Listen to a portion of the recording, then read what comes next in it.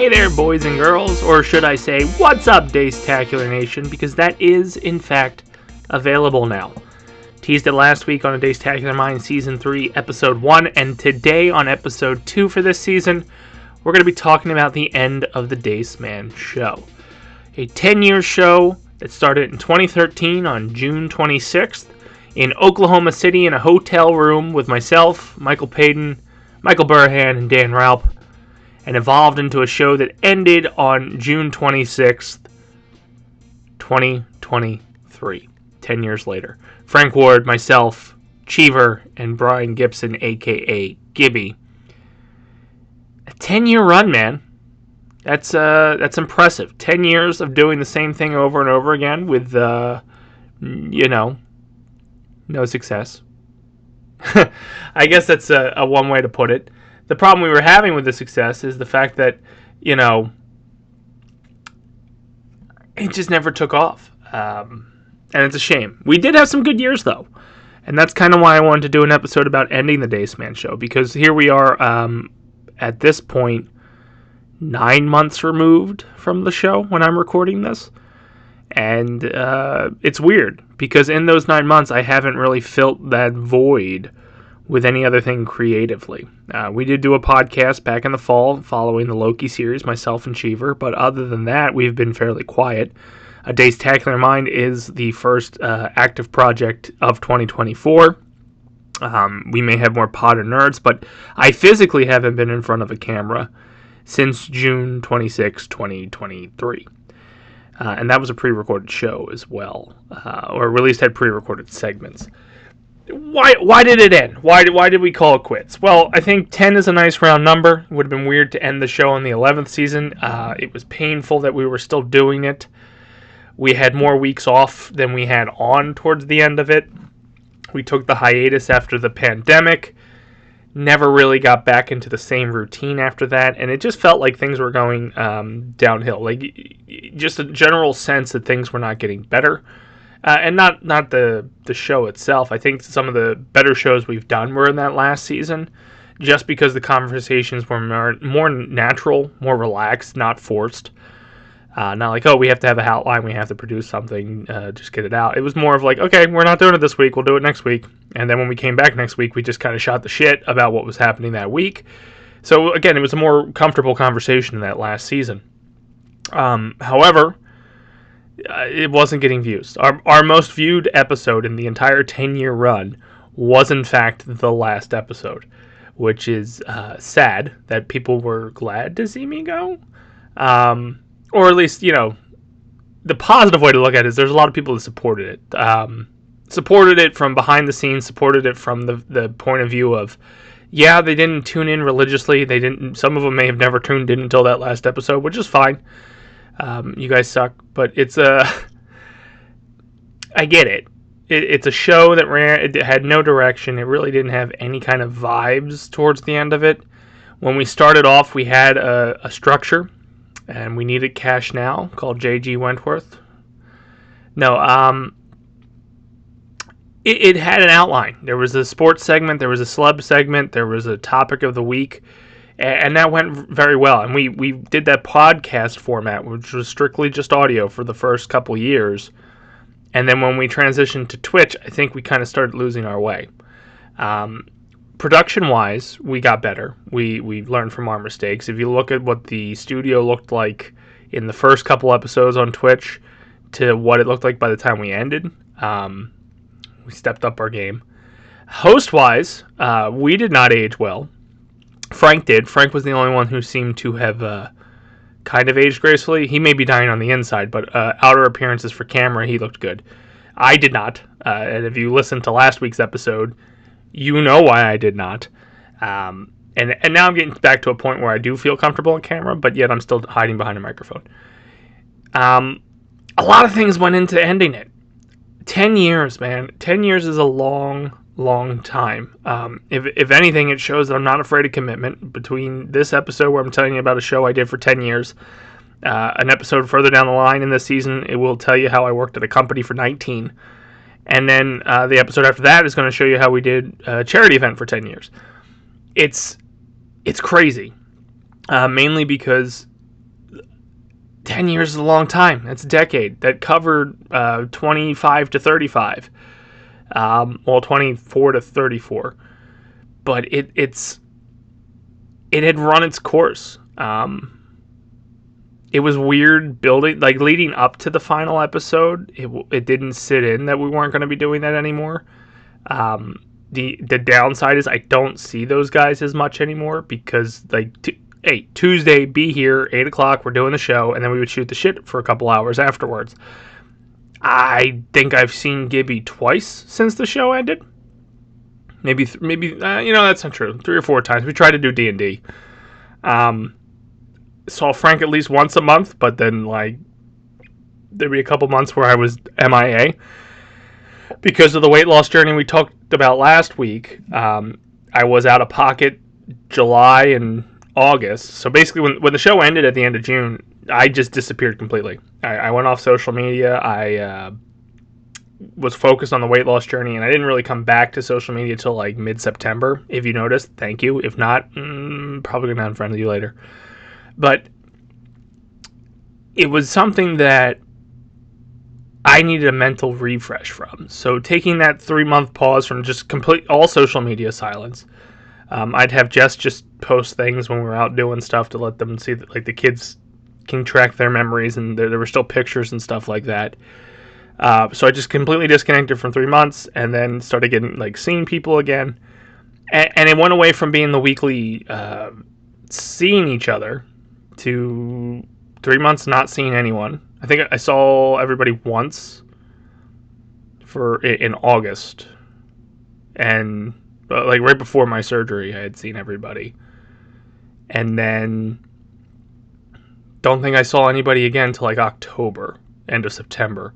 And then started seeing people again kind of on a weekly basis, not as much. And even now, it's still kind of sporadic. But there are plans to get it back to where it was. And that's the one thing I think I miss the most about the Dace Man Show, as I go off on that tangent. But the reason it really ended, it ran its course.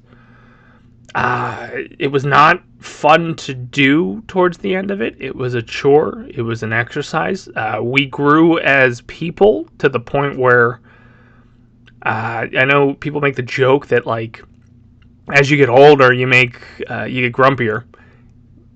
We kind of did. We got grumpier, and we got kind of more stuck in our ways of this is how we feel about a topic, and we're sticking to our guns. God damn it!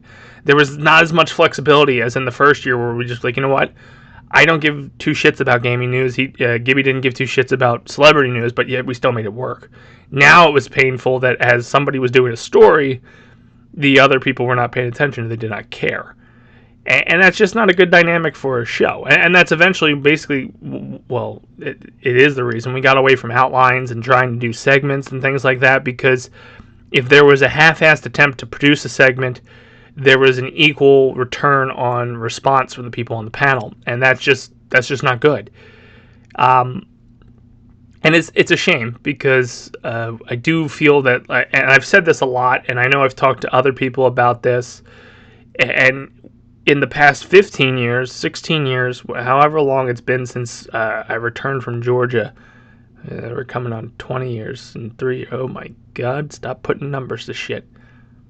Just stop. Okay, whatever. I've always said, and I know I've had these conversations with other people who I've worked on projects with, like Tony with Uncensored, Frank Klein, Frank Ward, Gibby, Trish, all the people, Tyler, Jarrett, Cheever, all of these people that have at one point worked with us on a project and tried to do something for that internet infamy. There's a lot of talent in this area. There's a lot of creativity. There's a lot of funny people. Do we harness it in the right ways? Not always. One thing that I think killed the show a lot in the middle years was just inside jokes. You're making jokes about people who aren't on the show. Even if they are on the show, you don't know what they do in their personal life. Most of us don't go by our real names. Frank Ward is the only unfortunate one that really does. I kind of do, but I've always said that I'm the Dace Man, and then there's Chris Dace. But Gibby and Cheever are not their real names. And it they have a sense of humor. They have an ability to deliver a punchline at the right time, so that you have the timing, but the material wasn't there. And it dwindled further and further and further as we got into the show, and by the 10th year, it was fully exhausted. Again, in those last couple years, we weren't even consistent. I would hang our hat on the first 5 to 6 years. We went weekly. We had one announced hiatus, which was about 3 or 4 weeks, but we made a consistent effort that somebody was always on the show, to the point where, like, I was traveling for work, and Frank would host, or Gibby would host, or Trish would host, or Cheever would host, whoever it would be would fill in the host role as we were able to film it. So the quality diminished over the 10 years, but also, back to a point I said earlier, lives changed. Frank has now a job that keeps him kind of south of, a bit. It's not terrible. It's still travel. It could make his schedule tight if something happened on a Tuesday and he wouldn't be able to make it. I went into consulting, which then, my schedule's sporadic and you can't really do a live show if I'm traveling. And I did have a couple weeks in that last year where I was in Atlanta again and was unable to do the show. Gibby has a job it doesn't force him to travel, but when it does, it comes out of nowhere, so then you would lose him. And then Cheever he's a director at a casino, so like he was hit or miss. Sometimes he'd have to fill in that third shift, so he was either just waking up and coming to the show, or it was a week where he had to fill in the day shift, and then he was just coming off a shift. And they were not short shifts. So the quality of not only just the show going downhill, it's just everybody was being stretched thin between their personal lives and then the show life. And considering we weren't putting much effort into the show towards the end of it, it kept getting lower priorities, and you could see that as we were doing it. And it's not an ego thing, but ultimately when the show is called The Dace Man Show and you're putting a product out there that is just shit and it has your name attached to it, it's not something I personally wanted. I enjoyed doing it. I do like being in front of a camera. I do like talking, obviously. But it was not what it was. It never got to what I thought it would be. In the hiatus, in our absence from ending the show back in June 2023, and now we've been talking about a new show, and maybe we'll share more with you later on in this season of the podcast, to really structure it, to really commit, all in or all out. We had a meeting basically a month ago and said, hey, is this dead, or is this dead, or is there's some life here? Can we breathe some air into this and get the fire going again? So we're gonna try, but to the point of the Dace Man Show, it fizzled out. The fire had become embers, and basically those embers had just blown out by the end of it. And it's life, man. It just happens. To do it for 10 years consistently, we'll say consistently for the most part, is impressive in and of itself, especially when you're not getting traction. It's easy to do something for 10 years and you're seeing rewards for it. I would say year 3 to year 6, we saw rewards. We were going to conventions. We had the Gameathon, and we'll talk about that later in the season too, just continuously getting better. We were doing events at the mall, working with Adventureland store. We were engaged with the community. We were doing stuff. We were yielding results from the podcast. Even if the podcast wasn't super popular, people knew we had the ability to do speaking events and things of that nature, and host gaming tournaments, and really like cover some stories and do game reviews and get game codes and stuff like that. We had a good run. And was it easier back then? Hell yeah. Why? None of us had kids. We had jobs per se, but they were a little bit less life dependent. Yeah, we needed the money. Yeah, we had bills. Yeah, we had things we had to pay for, but we had more energy. We weren't old. It's weird to say because I still don't see myself as old. I still see myself as that 25-year-old kid trying to get a show going. But yeah, years 3 through 6, we yielded results, and that was easier. It was easy to come down here. The Dace Man Show was the staple, the franchise, everything was built around it. And then it kind of started puttering off. Things happen to people. People have kids. People go through breakups. Friends in and out. Trust me, this show has strained relationships with me and my friends. Some that have repaired themselves, some that have not. And if you think about it, it's a friggin' hobby. It's not the Tonight Show. It's not the Late Show. It was a hobby. And it was causing more stress than good towards the end of it, behind the scenes. The conversations after the show were not fun anymore, just because of a difference of opinion on certain topics that would just get a little rough. Hell, some of that spilled out on the show, where just basically there was just frustration, and it wasn't fun. It just wasn't. But to the original point of doing something for 10 years is so friggin' tough. It just is, because the 10 years consistently, if you think about it, that's 52 weeks a year, and you were doing a show weekly, so you're over 500 episodes. I think we may have just came in at 500 due to some of the hiatuses we've taken, but you gotta, for an hour a day, that's 500 hours, 10 years, every Tuesday. Before that, it was every Wednesday. We did some specials. We used to have Drunk Day. We built a game-a-thon. And to not yield the success that we, pie in the sky dream wanted, I commend those that hung around. Gibby was there from episode 3 all the way to the end. Frank came in at episode 10 or 12 to the end. Cheever came in, I think, a year or 2 later. And then there were people who also had 5 or 6 year gap or year runs with us. Why? You didn't have to. Nobody had to. It's not a paying gig. There was didn't yield much results, especially towards the end and especially at the beginning. The middle years, there were some benefits. We got into conventions for free to cover it. We got the game codes. We got a couple of perks for doing it. But ultimately, it's a lot of work for little yield. And 10 years is a long friggin' time. So when you're looking down the barrel of that, it's do you want to do this for another 10 years? No, not at the same results. And it sucks, because I enjoyed it. I really did. That was the 3rd incarnation, if you follow the history of Dace. I tried to do one in 2006 on what was called Crackle at the time. Then I did do a couple on Justin.tv before it became Twitch. And then we relaunched on Blog Talk, which gave us the 10-year run on the final thing. And I want to say, hey, maybe it'll come back a 4th time. It's not. It is a dead brand. I am pillaging what I like from it, like the theme that's playing, and I remixed it for here.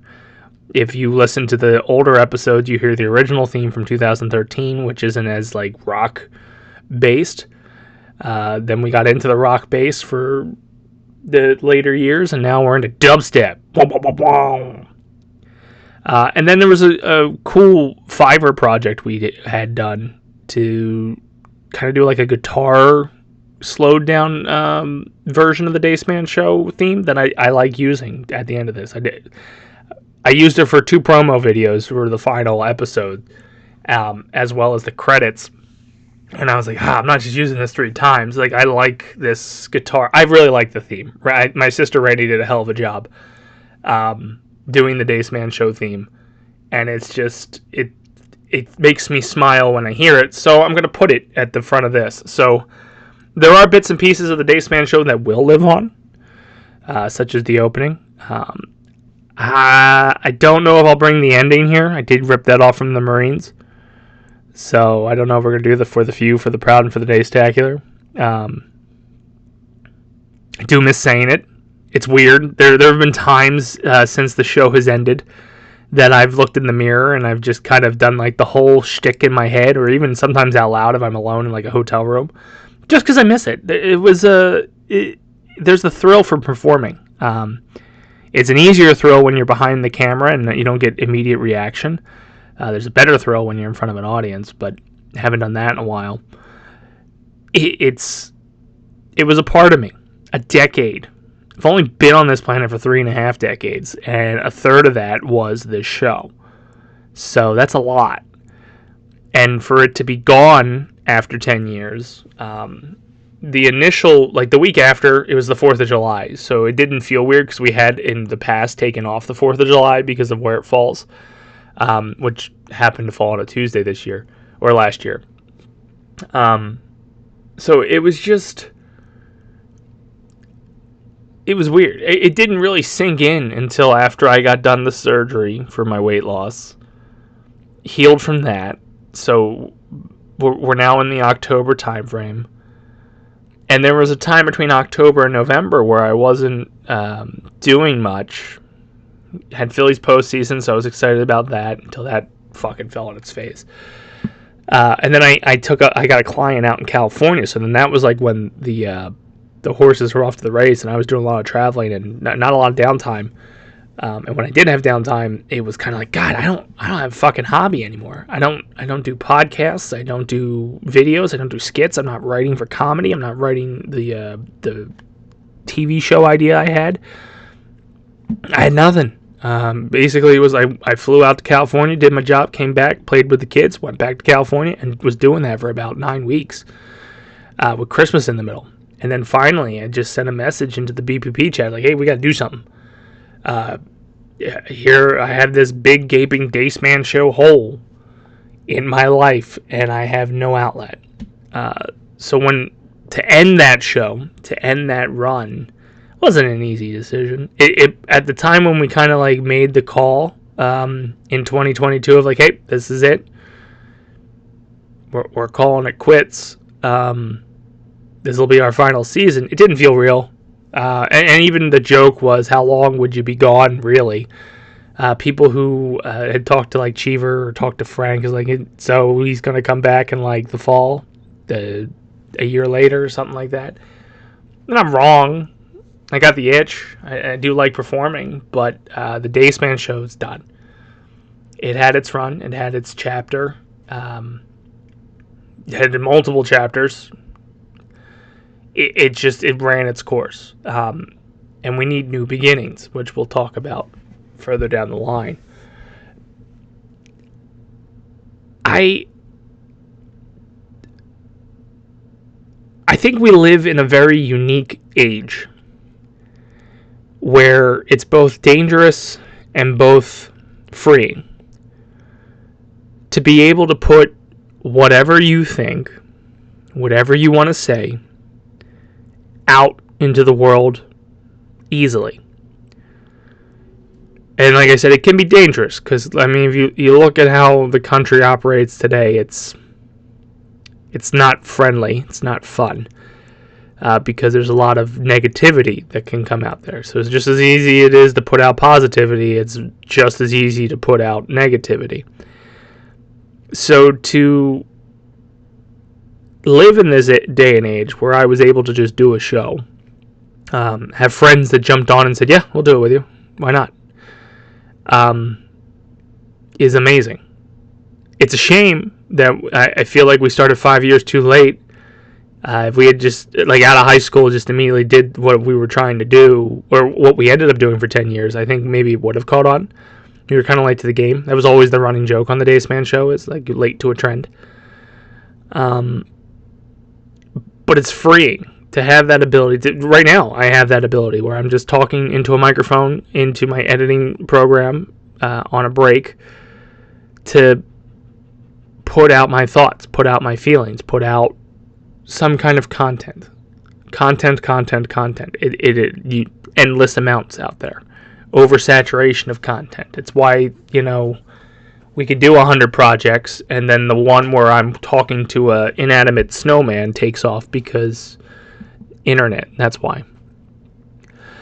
So to have that ability for 10 years, to have that commitment from friends and family for 10 years, to have a job that kind of like helped me finance it, because boy did I drop a lot of money into the Dace Man Show.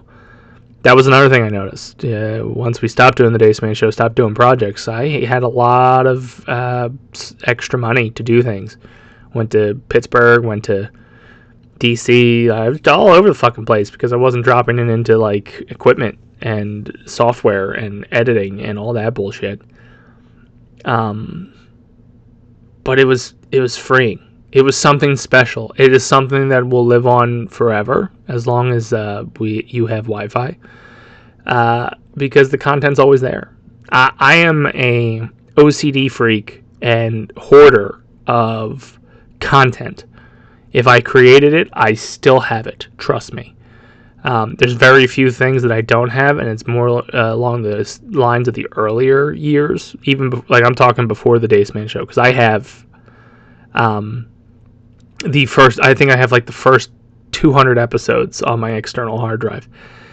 The unfortunate thing is, I think towards the end of the show, I stopped tracking it, and that was just because of the mindset I was in. So I don't have all those downloaded or accessible. But it's something that, 10, 15 years down the line, if Wade ever asks me about it, I can tell him about it. I will nurture it. I will push it. Even for the man we call Doug, I will nurture it, push it. I would never want to stifle creativity because, again, for as much negativity that can get out there on the internet, just as much positivity can get out there, and you just got to nurture it properly. There's no harm in doing a show. There's no harm in speaking your opinion on video games or pop culture or where the Marvel Cinematic Universe is going to end up next, or just shooting the shit and having some fun with your friends in front of the camera. I missed that. That part was the fun part. We got away from that. That's why we pulled the plug. Lives evolved. Your careers take precedent. We had families to take care of, and it moved that way. So I guess the episode title is The End of the Dace Man Show, but really it's the legacy of the Dace Man Show and where we go from here. There will be a future. What it'll be, I don't know. It could just simply be a Dacetacular Mind, doing about 10 or 12 episodes a year or this. Maybe that's it. All right. I still have an outlet. We have a bunch of projects. That infamous pipeline we used to joke about, we have. I do feel that the one project we've set our sights on has a lot of potential. We have a Discord that, half of us use and half of us claim we're too old to use, but yet use apps that I've never fucking heard of. So there's a future. And anything we go do from here, at least from my perspective, started with the Dace Man Show. That unity, that bond, that just so many people that helped push this passion project. Nobody had to help out with a show that's called The Dace Man Show. It wasn't called The Gibby Show. It was not The Frank Show. It was not The Cheever Show. It was The Dace Man Show. And for commitment for 10 years, even if it wasn't the full 10, even if it was like a chunk here and there, even if you dated me and dealt with me as I did this, because it blocked out Tuesday. Oh, you want to do that? I can't. I have a show Tuesday. It was an imprint of me for 10 years. It's now a hole. I need to fill the hole. As dirty as that sounds.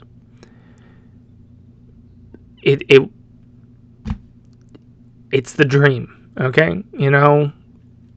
It's the opportunity to perform, and it's in a controlled environment. There is no immediate backlash. There's no immediate praise. It's get in front of a camera, go. Even so, more so on live. It's weird as we're ending this episode to tell you that doing the live stream of the Dace Man Show was easier than the pre-records. We did a couple pre-records. We did a couple variety shows for our big anniversaries. When you have to edit that shit, and look at yourself as you're doing it, especially when like I was not happy with my body image at the time, it's rough. Live, you flip the switch and go, and you just fucking feel it. And I would say most nights I felt it, and I was on, and I was ready to go. I don't go back and watch them because, again, I didn't like the way I looked towards the end of it. I looked like time had taken its toll. But being in the moment, sitting across from friends, talking, just shooting the shit, not on text, not on a fucking video game, in a room, and a camera caught that moment in time. I am forever grateful that I had the Dace Man Show. Upset it had to end, but grateful it ended. It ran its course. And I think I've said that, I've beaten that dead horse several times on this podcast. It ran its fucking course. But it did what it had to do. It made me who I am. It strengthened friendships. It brought new friendships in. It strained some, let's be honest. But, man, when we were firing on all cylinders, it was a fun ride. I have such a fun ride. And I want to do it all over again. Maybe under a different name. Maybe under a different strategy. Maybe under bigger lights. Maybe under smaller lights. But 1 hour a week for 10 years, it was my world. It was my show. It was my time to turn on the switch and go. I miss that. I need that. And I'll get that back. So I guess for the last time, because I don't want to use this too much, because it was the Dace Man Show thing, and I want Dacetacular Mind to kind of be more real, less showman, like. Still going to use the themes. I love the themes. I'm going to shout out Randy again. Fucking phenomenal theme. But for the last time, even though I said a year ago that it was the last time, but for nostalgia's sake, for the few, for the proud, for the Dacetacular, and my chickens! Thank you guys for tuning in. We'll see you next time here on A Dacetacular Mind, where we'll be talking about my life, my family, and the Phillies. See you around, guys.